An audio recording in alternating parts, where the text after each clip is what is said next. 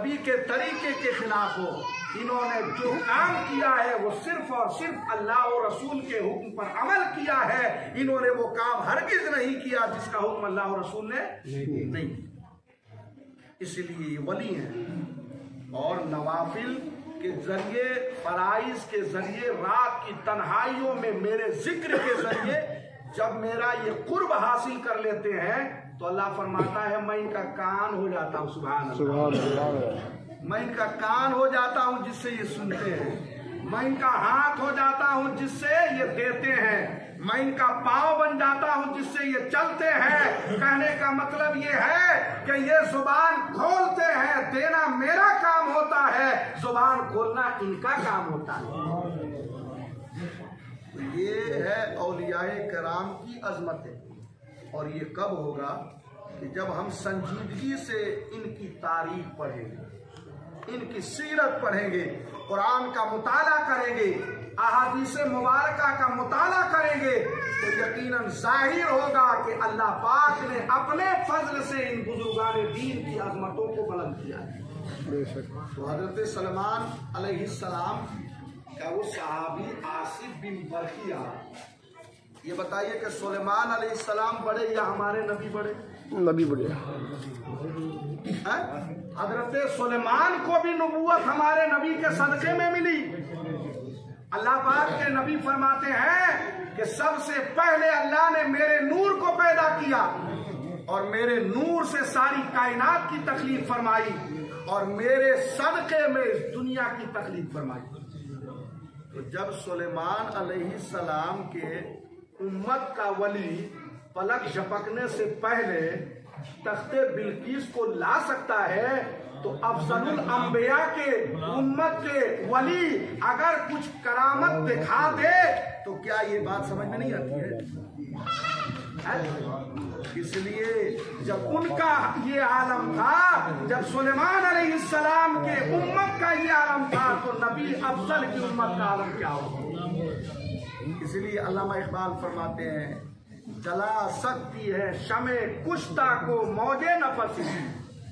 ہم میں اور ان میں فرق کیا جانتے ہیں کہ ہم جلے ہوئے چراغ پر پھونک مار دے تو وہ بجھ جائے، اور سچے اولیاء کرام کی شان یہ ہے کہ یہ بجھے ہوئے چراغ پر پھونک مار دے تو وہ جل جائے. علامہ اقبال نے اس کی ترجمانی کی جلا سکتی ہے شمع کشتہ کو، شمع کشتہ بجھے ہوئے چراغ کو بولتے ہیں، شمع کشتہ کو موج نفس ان کی منہ کی پھونک. الہی کیا چھپا ہوتا ہے اہل دل کے سینے میں، اور تمنا درد دل کی ہو تو کر خدمت فقیروں کی، نہیں ملتے یہ گوہر بادشاہوں کے خزینے. آپ دیکھیے بڑے بڑے بادشاہوں نے اولیاء کرام کی بارگاہ میں حاضری کی. کیا وہ ہم سے زیادہ کم پڑھے لکھے تھے کیا؟ حضرت عالمگیر اورنگزیب فتاوی عالمگیریہ لکھا انہوں نے 300 علماء کی موجودگی میں، جن کی زندگی کی کبھی نماز تہجد جو ہے نا چھوٹی نہیں. وہ جب غریب نواز کی بارگاہ میں حاضری دیتے تو بغیر چپل پہنے ہوئے پیدل حاضری دیتے. اس کا مطلب وہ بیوقوف تھے یا ہم سے کم پڑھے لکھے تھے؟ بات اتنی سی ہے کہ اللہ جس سے راضی ہوتا ہے اس کے دلوں میں اولیاء کرام کی محبت ڈالتا ہے، اور اولیاء کرام کی محبت سے اللہ راضی ہوتا ہے. ان کی سیرتوں پر عمل کرنے سے خدا راضی ہوتا ہے اور ان سے محبت کی برکت سے گنہگاروں کی مغفرت بھی فرما دیتا ہے. یہ میں نہیں کہہ رہا ہوں، مسلم شریف کی صحیح حدیث ہے. ایک عالم تھا، وہ آیا اور اس نے کہا ایک یہودی عالم سے کہ میں نے 99 قتل کیے ہیں، کیا اللہ مجھے معاف کر دے گا؟ اللہ معاف کیا نہیں کرتا. آدمی پوری زندگی گناہ میں مبتلا رہے اور موت سے پہلے اگر توبہ کر لیتا ہے تو اللہ اس کے پورے گناہوں کو معاف کر دیتا ہے. وہ رحیم و کریم ہے، وہ ستار ہے، وہ غفار ہے، اس کی مرضی ہے. اس نے کہا کہ جلدی سے میرے گھر سے نکلو، اتنا بڑا گناہ کر کے آئے ہو، تم یہاں کھڑے رہو گے تو ایسا ہو سکتا ہے کہ اللہ کا عذاب نازل ہو جائے. کہا کہ کوئی راستہ نہیں ہے کیا میری توبہ؟ کہ وہ بھٹکتے بھٹکتے کسی اور کے پاس گیا. اس نے کہا کہ دیکھو اللہ بڑا رحیم و کریم ہے, وہ تو ہر بندے کی توبہ قبول فرماتا ہے. تم ایسا کرو, فلاں گاؤں جو ہے نا اللہ والوں کا گاؤں ہے, اللہ کے ولیوں کا گاؤں ہے, وہاں اللہ والے رہتے ہیں, وہاں تم چلے جاؤ, ان کی بارگاہ میں ان سے دعا کرواؤ اور توبہ طائب کرو تو اللہ تمہارے گناہوں کو بخش دے. چلا, چلتے چلتے چلا تو بیچ راستے میں ہی اس کا انتقال ہو گیا. لیکن اس کی نیت تو پاک تھی. کون سی نیت تھی؟ کہ ہم اللہ والوں کے یہاں جا رہے ہیں اور اپنی گناہوں سے توبہ کریں گے. ہمارا ایمان کہتا ہے کہ ان نیک لوگوں کے گاؤں اور محلے کی برکت سے اللہ ہماری توبہ قبول کرے. اسی نیت سے چلا تھا نا. اب بیچ راستے میں اس کا انتقال ہو گیا تو اللہ کے نبی فرماتے ہیں دونوں قسم کے فرشتے آ گئے, عذاب کے بھی فرشتے, رحمت کے بھی فرشتے, کہ اسے تو ہم لے جائیں گے چونکہ یہ 99 آدمی کا قاتل ہے اور پھر ایک کو اور قتل کیا تھا, 100 کا قاتل ہے یہ, اس لیے ہم عذاب کے فرشتے اسے ہم لے جائیں گے. رحمت کے فرشتوں نے کہا اس نے نیت پکی کر لی تھی کہ ہمیں توبہ کرنا ہے اس گناہ سے, اور جا رہا تھا اولیاء کرام کے شہر میں, اس لیے اس کی نیت کی وجہ سے ہم لے جائیں گے. اس لیے کہ میرے آقا علیہ السلام نے فرمایا انما الاعمال بالنیات وانما لامرئ ما نوى. انسان کے کاموں کا دار و مدار انسان کی نیتوں پر ہے. اس انسان کی نیت میں جتنا زیادہ خلوص ہوگا اتنا ہی اس کے عمل میں روشنی پیدا ہوگی. اب فرشتے دونوں آپس میں بات کرنے لگے. اللہ پاک نے فرمایا کہ زمین ناپ لو. سبحان اللہ, زمین ناپ لو. اور حقیقت یہ ہے کہ جہاں اس کا انتقال ہوا تھا اولیاء کرام کا شہر دور تھا اور جہاں سے چلا تھا وہ نزدیک تھا. اللہ پاک نے فرمایا زمین ناپ لو, اور زمین کو حکم دیا سمٹ جاؤ.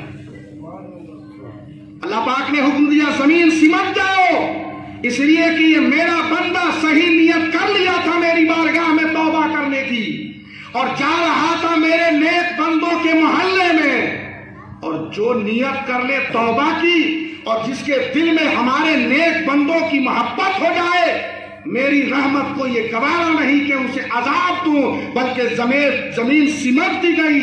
اور جب فرشتوں نے ناپا تو پتہ یہ چلا کہ یہ آدمی اللہ والوں کے گاؤں کے قریب ہے.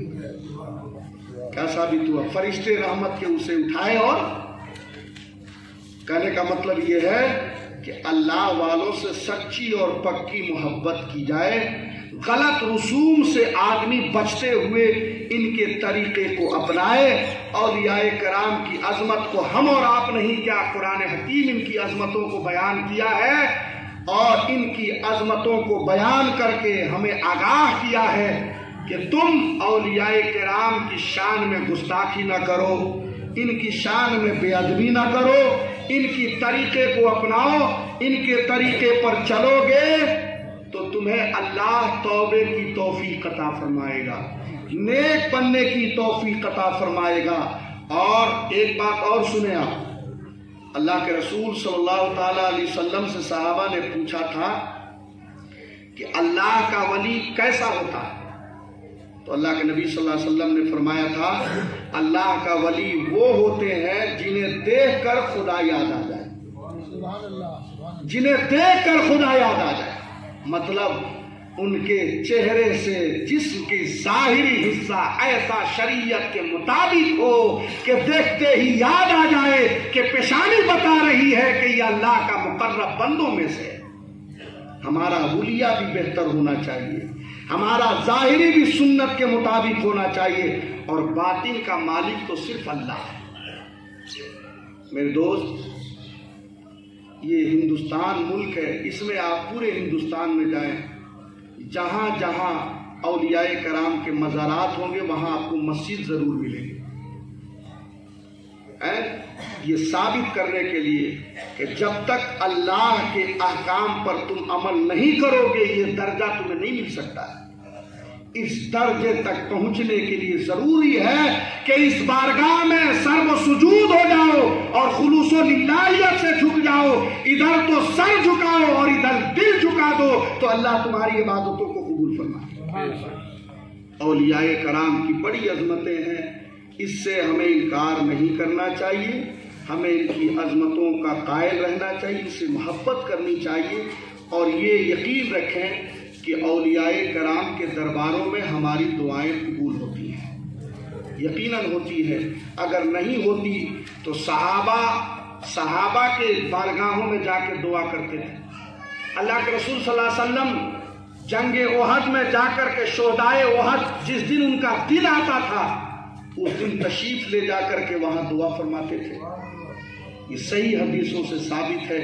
اس لیے ہم بڑے خوش نصیب ہیں کہ ہم تو یہاں کے ہیں نہیں، ہم سنتے ہیں بزرگوں سے حضرت میر شاہ رحمۃ اللہ علیہ کے بارے میں کہ انہوں نے اپنی ایسی سادی زندگی گزاری کہ کچھ میسر آتا تو کھا لیتے ورنہ اللہ کے فضل پر صبر کر لیتے.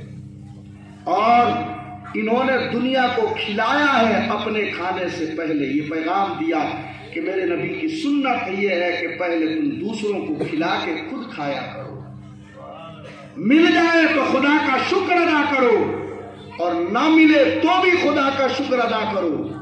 میرے نبی علیہ السلام سے صحابہ نے پوچھا تھا، یا رسول اللہ، آپ ایک دن دعا کرتے ہیں کہ اللہ ہمیں دے اور ایک دن نہیں دیتا ہے اللہ، تو آپ شکر ادا.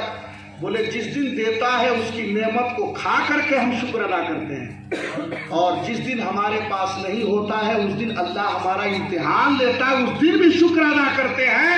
جب دونوں شکر ملتا ہے تو اللہ پاک اپنی نعمتوں سے مزید ہمیں نوازتا ہے. اس لیے کہ قرآن فرماتا ہے وَإِن شَكَرْتُمْ لَأَزِيدَنَّكُمْ، اگر تم میری نعمتوں کا شکر ادا کرو گے تو زیادہ دوں گا. وَإِن كَفَرْتُمْ، اور اگر ناشکری کرو گے میری نعمتوں کا تو یاد رہے میرا عذاب تمہارے لیے دردناک ہے. اللہ کا شکر ہے کہ اللہ پاک نے ہمیں ایک اپنے ولی کے دربار میں تھوڑی دیر بیٹھنے کی اللہ نے توفیق عطا فرمائی. میرے دل کی دعائیں ہیں کہ اللہ پاک ہمیں اس بزرگ کے برکت سے نیک عمل کی توفیق عطا فرمائے. آمین. اور ان کے وسیلے سے درود شریف پڑھ لیجیے. اللہم صلی علی سیدنا مولانا محمد بارک وسلم صلو علیہ صلاۃ و سلام علیک یا رسول اللہ، صلاۃ و سلام علیک یا نبی اللہ صلی اللہ تعالی علیہ وسلم. تو میں عرض کر رہا تھا کہ اولیاء کرام کی عظمتیں بڑی بلند ہیں، بڑی بلند ہیں. ان کے بارے میں ہمیں گفتگو کرنے کا بھی حکم ہے جو علماء نے لکھا ہے. بڑی سنبھل کر کے کسی ولی کی بارگاہ میں جاؤ تو اپنی زبان پر کنٹرول کر کے جاؤ، دل کو بھی تھام کر کے جاؤ. ان کی بارگاہ میں اگر زبان غلط کھل گئی یہ ناراض تو خدا بھی ناراض. اس لیے کہ اللہ پاک فرماتا ہے جس نے میری اولیاء سے دشمنی کی اس سے میں اعلان جنگ کرتا ہوں. اللہ کا اعلان ہے جنگ کا. اس لیے اولیاء کرام کی عظمت دیکھیں آپ. اور یہ بھی بات ہے کہ اولیاء کرام کی بارگاہ سے ہمیں ملتا بھی ہے. تو آپ بات صاف یہ ہے کہ یہ نہیں دیتے ہیں، یہ دلواتے ہیں اللہ سے، اللہ سے دلواتے ہیں. اور ہم ان کی بارگاہ میں دعا کرتے تو یہ نہیں کہتے آپ دے دیجئے، یہ نہیں کہتے ہیں. یہ کہتے ہیں کہ آپ اللہ کے نیک بندے ہیں، آپ اللہ کی بارگاہ میں مقبول ہیں، آپ قرب الہی میں ہیں، اور ہماری زبان اور ہمارا دل اتنا پاک نہیں ہے کہ رب کی بارگاہ میں ہم ڈائریکٹ دعا کر سکے. آپ اللہ والے ہیں، آپ کے وسیلے سے دعا کرتے، آپ جو ہے نا دعا کر دے تاکہ اللہ ہماری دعا کو بھی آپ کے وسیلے سے قبول فرمائے.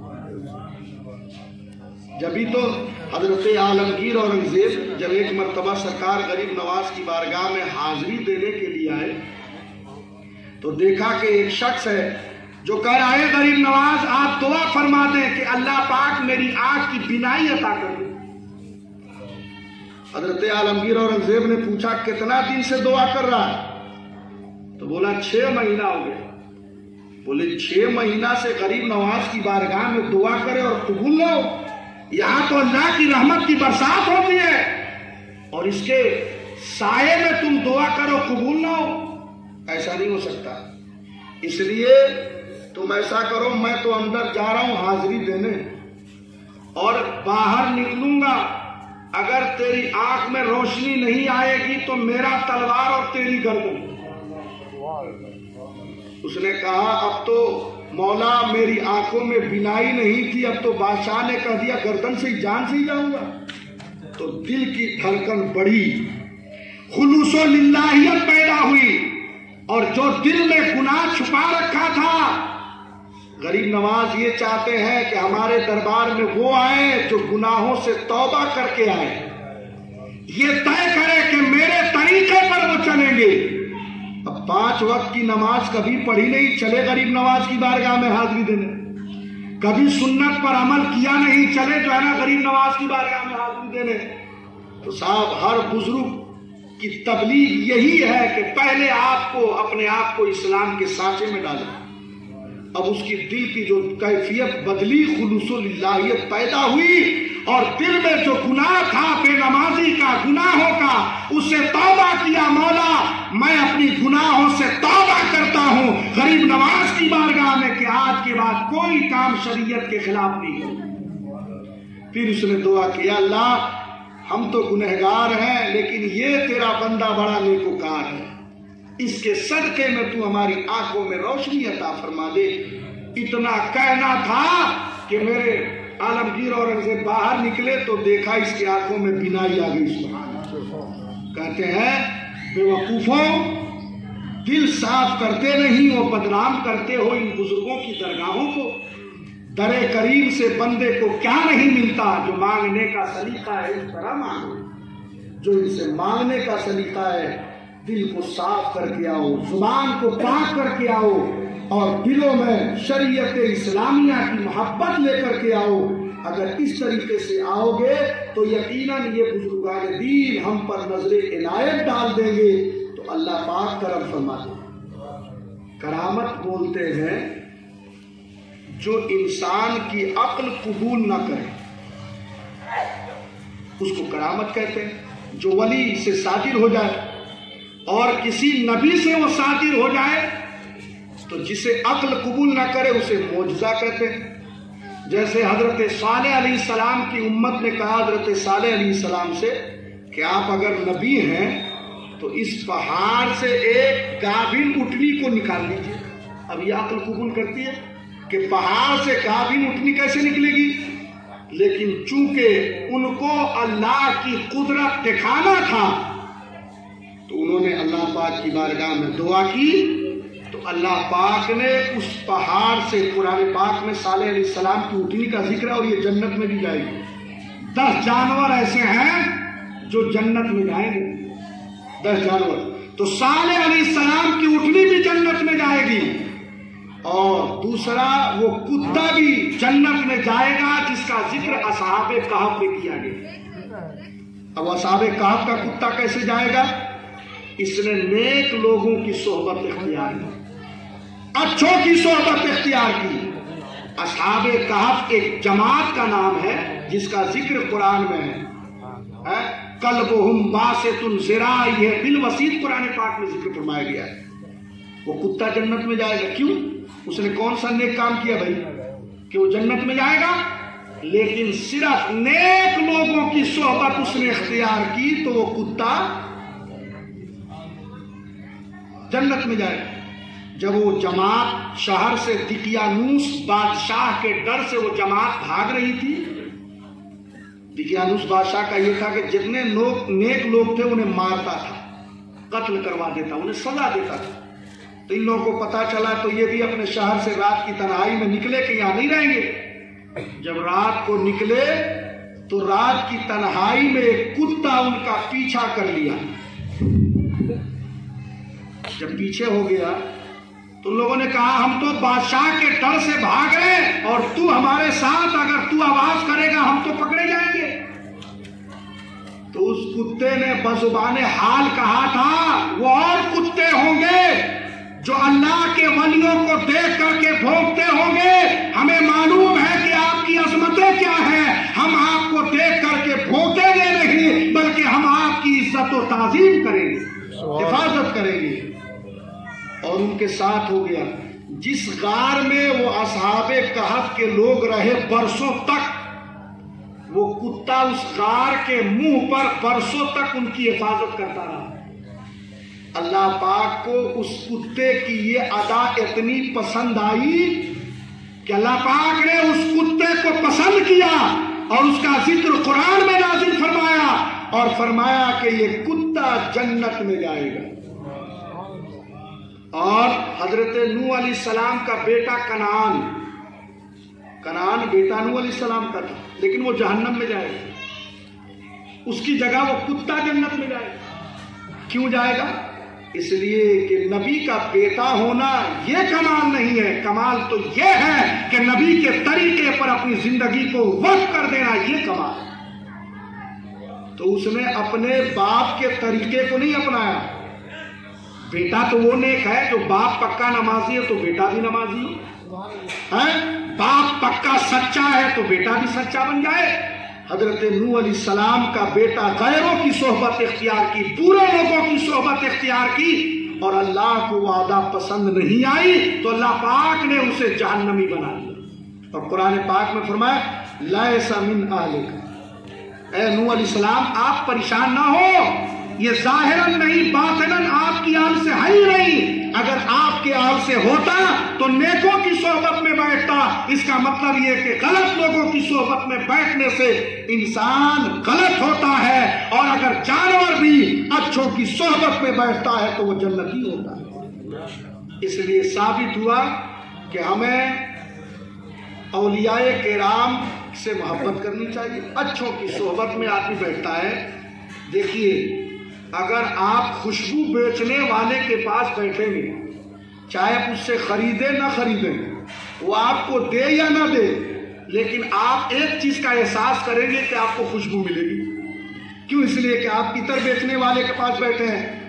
اور اگر آپ بھٹی جہاں جل رہی ہو، لوہا گرم ہو رہا ہو، وہاں بیٹھیں گے، اگرچہ آپ لوہا پکڑے نہ پکڑے لیکن بھٹی کی دھواں آپ کے کپڑے کو گن کر دے گی، سمجھ میں رہی ہے؟ اس لیے آپ عطر فروش کی مثال اولیاء کرام کو سمجھیں، اولیاء کرام کی عظمتوں کو سمجھیں، ان کی بارگاہ میں بیٹھے، نیک لوگوں کی صحبت میں بیٹھے، محلے میں جو نیک لوگ ہیں ان کے پاس بیٹھے تو اس کا اثر آپ کے اوپر پڑے گا۔